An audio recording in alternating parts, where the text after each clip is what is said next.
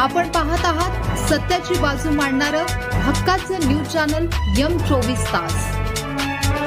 मिरज तालुका हदरल्या पाटगावात रेकॉर्डवरील गुन्हेगाराचा धारदार शस्त्राने निर्घृण खून, पूर्व वैमनस्यातून हत्या झाल्याचा प्राथमिक अंदाज। मिरज ग्रामीण पोलिसांसह LCBची पथके हल्लेखोराच्या मागावर।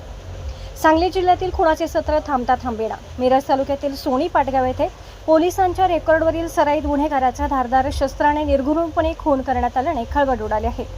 ज्ञानेश्वर उर्फ माऊली रामदास पाटील वय 32 वर्ष असे खून झालेल्या तरुणाचे नाव आहे। शनिवारी रात्रीच्या सुमारास सोनी पाटगाव परिसरात ही धक्कादायक घटना घडली। प्राथमिक माहितीनुसार अज्ञात हल्लेखोरांनी माऊली पाटील याच्यावर अचानक धारदार शस्त्राने हल्ला केला। या हल्ल्यात गंभीर जखमी झालेल्या माऊलीचा जागीच मृत्यू झाला। मयत ज्ञानेश्वर उर्फ माऊली पाटील याच्यावर यापूर्वी विविध गुन्ह्यांची नोंद असल्याची माहिती समोर आली आहे। या हत्येमागे जुने वैमनस्य किंवा अन्य कारण असण्याची शक्यता व्यक्त केली जात आहे। मात्र हत्येचे नेमके कारण अद्याप स्पष्ट झालेले नाही। पोलिसांकडून सर्व शक्यता तपासल्या जात आहेत। घटनेची माहिती मिळताच मिरज ग्रामीण पोलिसांचे पथक तातडीने घटनास्थळी दाखल झाले।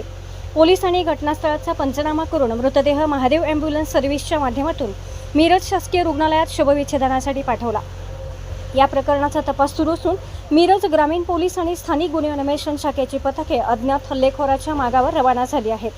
सांगली शहर, मिरज आणि जिल्ह्यात अलीकडच्या काळात घडणाऱ्या हत्यांच्या घटनांच्या पार्श्वभूमीवर पाटगावातील या घटनेने परिसरात मोठी खळबळ उडाली आहे।